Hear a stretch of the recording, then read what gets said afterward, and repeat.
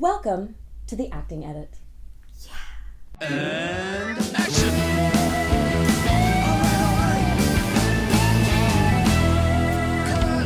It's a wrap. So today's video is a really special one. I'm really excited because I'm here with, drumroll, Sophie Blackburn. Yeah! Hello. Hello. Hi. Hi. So Sophie is from the United States. She's from the San Francisco Bay Area, and she's also an actress, and she has her own YouTube channel, which will be linked everywhere that we can link it now, and in the end as well, just link it. Yeah, she has amazing acting content and everything acting related. She's basically the blonde me of the US. Yeah. That's so accurate. And so we just got together and we're gonna ask a few questions to each other. So there's gonna be a few questions on my channel and there's gonna be a few questions on her channel. So do make sure to check that. And yeah, we're gonna take questions from a beanie and a Queen's bag because this lovely lady is here on holiday for the British summer. She was really lucky and she got the 3 summer days. Yeah, cool. So, question time. Yeah.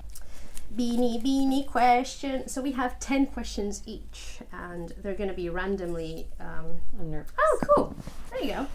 So, Sophie, what was your first professional job and your first acting experience? So, the first time you actually got paid to act, and just the first time that you were on stage, on set, whatever.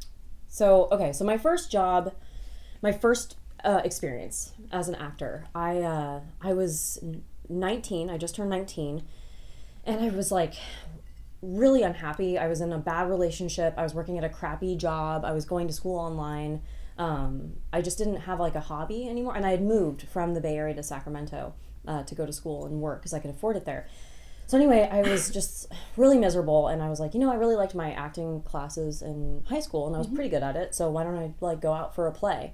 So I Googled open auditions in the Sacramento area, and there was one that needed a female actress between the ages of 20 and 28 or something like that. And so I was like, oh, perfect, I'm gonna go out for it.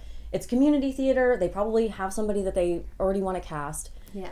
And but I was like, screw it. I just want to go have fun. I want to go just totally be free and enjoy myself. And it was so it was the greatest experience ever. I ended up booking the role. And it was a 3-person show, and I worked with these 2 actors who were just totally phenomenal. And they're still really great friends of mine today. And they really kind of took me under their wing. They were a little bit older than me, in their 40s and 50s. And man, they were just anyway. But it ended up winning awards and stuff like that. It was just this amazing experience. The first experience. I know. I was totally lucky. I got lucky. I got really lucky. So it was a 3-person show called Wally's Cafe. And I got to, it was just this, anyway, if you haven't read it, if you want to if you're looking to do a comedy, it's a 3-person show and it's awesome and it's easy to produce. Anyway. I may look into that. It was awesome. Great show. My first paid acting job was actually a documentary, which is kind of bizarre. Why are you getting paid for a documentary? But they do hire actors to do certain parts of documentaries occasionally. And it was a Wing Chun Kung Fu documentary. So I got to work. It was actually really great because I've always been interested in fighting and learning how to train as a fighter. And it was me and another actor from my agency, and we were training with this Wing Chun Kung Fu master. Wow. Yeah, master trainer. Yeah. So you got to learn a really cool fighting thing. Yeah, and I got paid for it. Yeah. That is really cool. Yeah. Nice. Second question. Oh, cool. So what is your main source of income? So is it acting? Is it something else? What do you do to pay your rent? My main source of income is voiceover work. I know. I'm really fortunate. I have a couple great clients who call me in a lot. So that's my bread and butter for sure. That's cool. Yeah, and I don't have another job. I do dog sit for this one gal sometimes. But that's more you have my 2 favorite jobs. I know. Voiceover and dog sitting. I know. I love puppies. Yeah, they're the best. It's more like a vacation because she has cable and I don't. So you go there, watch TV, cuddle a puppy. Oh, Literally. all It's the right. greatest job. Let's move on because, I'm getting really jealous here. Yes. So, Sophie, Yes. why did you start your YouTube channels? That's a great question. So, Tell me all about I it. like her questions better. I feel like my questions suck now. All right. God, I'm feeling like really insecure about my questions. Stop it. Oh my god, such an actress. I know. Seriously, like constantly reevaluating, like, oh, I didn't do good enough. My work sucks. So my YouTube channel. I started my YouTube channel because I was in nursing school. And so because of that, I still got to do my voiceover work, which was awesome. Because if you do voiceover work, it's like 15 minutes to a couple hours in a studio, and they work around your schedule. So you don't have this huge production where you have like, there's a million other people, not just the actor, and you're needed for like 10 to 12 hours. It's like a really short amount of time. And they work with your schedule. So I was able to do that through school. But I was not able to do stage work, and I was not able to really do a lot of on-camera work. So I kind of felt I was losing my creativity. Like I just needed an outlet for my creativity. And I really also wanted to create something that would be useful to other actors and also kind of create this platform, this really supportive community. Because I feel like that was lacking in the Bay Area. And also, I really enjoy teaching. And so I was coaching privately to a couple high school students. And one of the dads said, hey, you should do your own like YouTube channel or do your own like package a series for like a training video. And so that it was kind of like all kind of came together at the right time for me. Yeah. And so, and I have this really true, like this joy and passion for teaching. And I think that's an outlet for that as well. Such a nice story. Yeah. It's good. Yeah. I really like her channel. Thank you. That's so nice. Thank you. But man, I love your channel too. And they're a lot of work, man. They are a lot of work. We're like meeting up in London. True. I mean, she had to come over here, Yeah. It was a long flight, but it was worth it. Cool. So next question. Yes. Haha. So, what is one daily habit or one daily thing or one regular thing that you do to improve your acting skills? What do you think? That's a great question. So this sounds kind of hippie, but I'm gonna go for it anyway. I know I'm from California, so you're allowed. Like a little hippy dippy like allowance per day. You're spending it now. Yeah. Dang it. I think what I do, I really spend a lot of time kind of in my own head about my work. And I think something that's worked for me well has been to say what I want. Like, just, even if it's just to myself, like, this is what I want to accomplish today. Yeah. Or I think about the things that I want to accomplish, or talk about the things that I want to accomplish. And I find that just by having that mental frame of mind, or just like putting it out there to someone else, like when you ask for what you want, then you can get it. Or when you have it in your head, like when you put your goals in your head, that's how you start your day. That's like how I live my entire day. Yeah, and it kind of also shifts your actions throughout the day because you have that always in the back of your mind as well. So maybe you're like making yourself go for it even though you're not hustling to go for it. Yeah. It's more just like it's just like a baseline mindset, and like everything else you do is based off of that mindset versus just like actively going full forward. It's just like always kind of living in that state of mind of like going for what you want. I like that. Yeah. Next. La la la la la la. Ha! Sophie, how did we get here today? What is the story behind this? So I checked my email one morning. Oh, look, it landed on my boot! Yay! Okay, so I got here today. We got here today. This is happening today because a few weeks ago, I was checking my email and I get this really nice, like, lovely penned email from this lovely lady here from London, lovely London. And she was saying that she would love to, she came across my YouTube channel. She thought, oh, like, how cool would it be if we could collaborate together? But I live in London, so that might be kind of hard, but we can figure something out. And I just I checked out her channel and I just loved her positive energy. And like, I was like, oh, she's like the brunette UK version of me. I was like, that's so cool.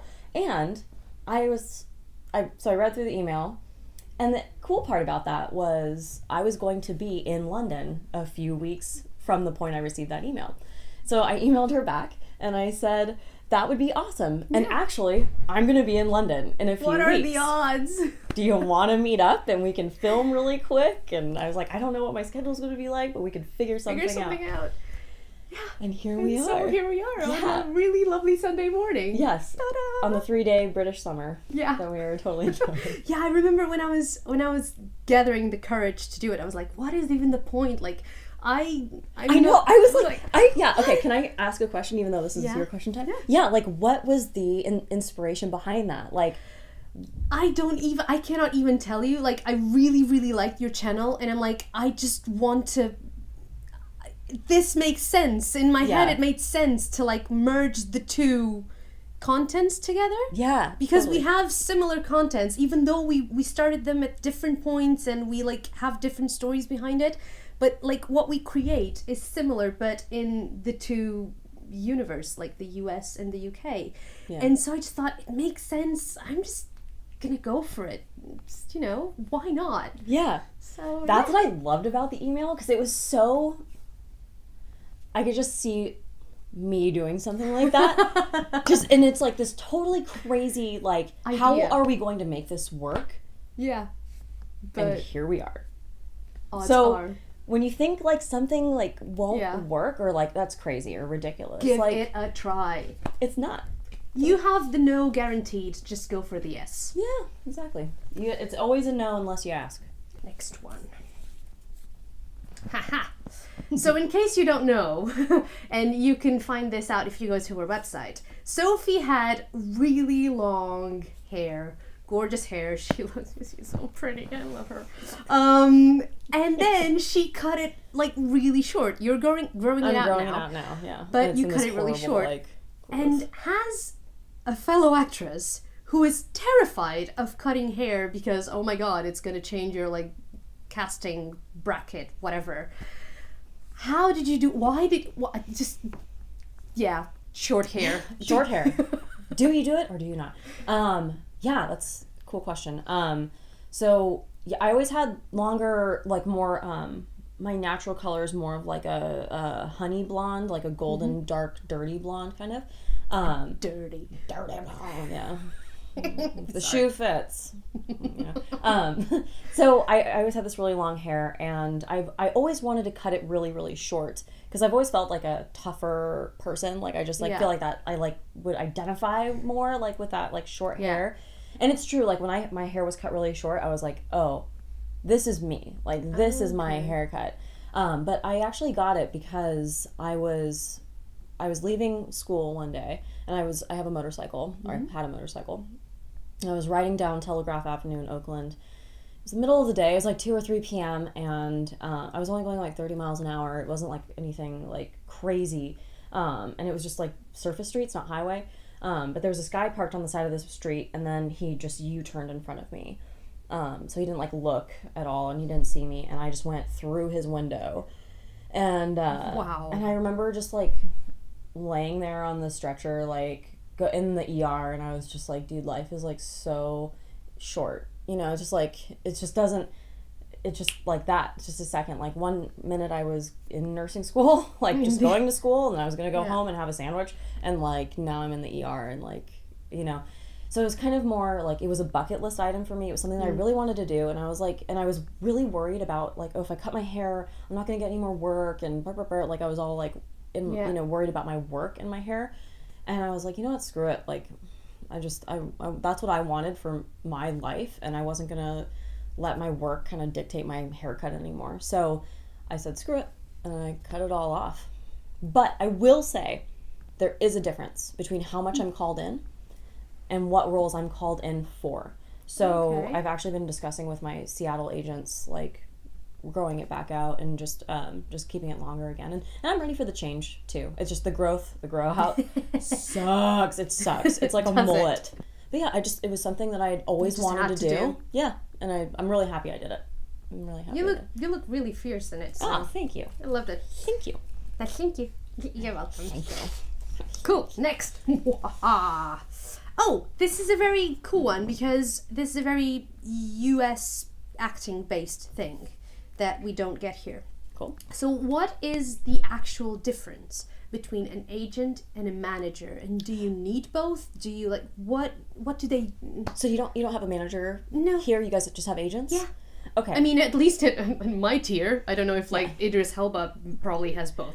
I don't know. Yes. Okay. I have an agent and that's it. Oh, nice. And I'm really lucky to have one. Yes. So the difference between an agent and a manager. So they're really big in like LA and New York. An agent is your agent. They work usually in an agency, and they send you out for commercials, go-sees for print, anything like any film, and then sometimes people have agents for stage as well, but I don't have one of those. So you have like different agents for different things as well? Yes, so I have a voiceover agent, I have an on-camera agent, I have a print agent.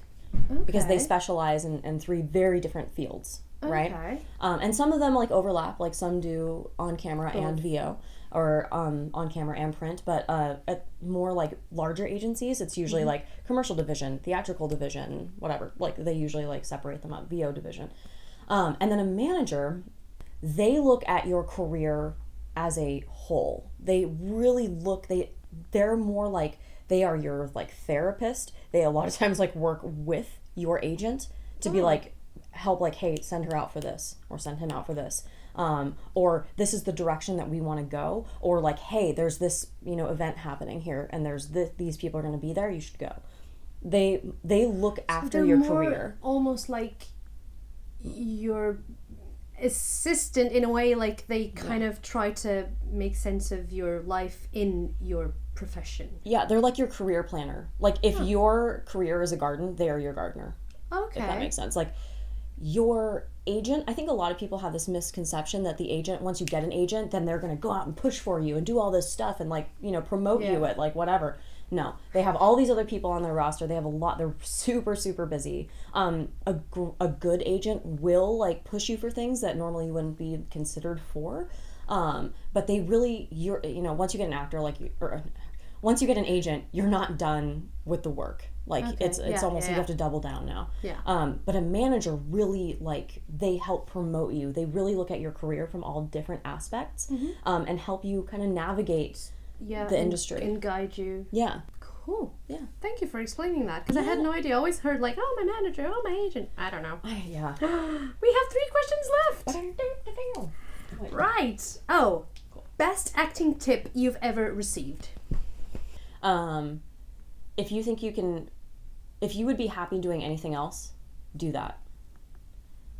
That is actually, so when I went to drama school here, because I moved to London to go to musical theatre school, the motto for the school, like what the principal like said to us from day one, is kind of like that. Yeah. So he phrased it in a way like there's no plan B, meaning if you have a plan B, then go for it. Yeah. Go for that, because that is definitely going to be easier and more almost like than acting, because acting is going to be really hard. So if you're going to be in acting, don't have a plan B. Yeah. So, yeah, exactly. So so if you see yourself doing something else, or if you find happiness doing something else, then do that. Yeah. I had an acting coach who said, you can't just want it more than anybody else, because everybody wants it more than everybody else. Yeah. You have to be willing to sacrifice the time with your family, your friends. You're going to sacrifice friendships, relationships. Yeah. When your cousin's getting married, but you book a job, guess what? You're not going to that wedding, and you have to be okay with that. And it sucks, but like that's kind of the life. So yeah, like they were saying, if there is a plan B, like there can't be a plan B if you want to be successful, because there's going to be those moments where you just crash and burn and you're like, this sucks, and why am I doing this? And if you have that plan B, then you can kind of escape out the back door, and go do something else. So, but it's good advice. Like, if you can do anything else, do that. Okay, so maybe that links to this one. What is the best acting tip you can give? Be okay with failure. Yeah. Like in all of your work, like be totally free in your work and be okay with failure, because it's going to happen. If you're going to fail all the way. Fail hard. Cool. Last question. Poof. I'm glad this is the last one. I was like, when is this coming out? So we are both really big Harry Potter fans. So, Sophie. Yes. What is your Harry Potter house? I don't want to say it. Go on. Gryffindor. I did the test twice. I did it twice, and I answered it. I was like, no, I want to know, like, because as like hardcore HP, like, I want to know for real, like, what is my house? Yeah. What is my wand? What is my Patronus? All of that. Yeah, like, if you're not like down You with would the, yeah, like, just you become If you're not down down with to Harry this. Potter, just click on her channel now. Go see Just those go, questions. just It's get out of fine. here. No, keep watching and subscribe to the channel and hit the like button on this. Okay, but yeah, no, I'm a Gryffindor, but I'm proud to be a Gryffindor. Cool. But it's from the heart. It's from the heart. Yeah. Slytherin here, we're still friends Slytherin. in the making, but still. There's good aspects and bad aspects of all houses. True. We just have to accept one another for who we are. True. Yeah. Okay, so these were the questions that I had for Sophie. I hope that you enjoyed them. It's very acting related and Harry Potter related, because Harry Potter going on. We had another set of questions on Sophie's channel, so if you want to check that out, it will be linked everywhere probably around the top of one of our heads and down, all of that. And do subscribe and like both of our videos and channels. That really helps. And also just check Sophie on her channel, because she's great. She has great content as well. And if you live in the US or you're considering going there, why not? Yeah. And thank you for helping making this not only my acting edit, but the acting edit, our acting edit, the group effort acting edit. True. And it's Sunny, and she's gonna go watch Harry Potter and the Cursed Child now, so we'll talk later. I know, she's like, email me after Act 1 or Part 1 and tell me what you think. Yeah, so, pretty much. Yeah. Bye! Cool, done. That's a wrap. We did it. Oh my gosh.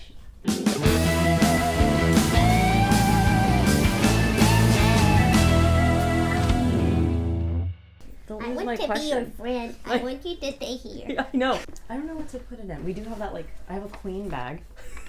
Of course you have a queen bag. Of course. You touristy person. Right? No. Oh, no. I meant my purse. And I call it the queen bag. No, I'm just kidding.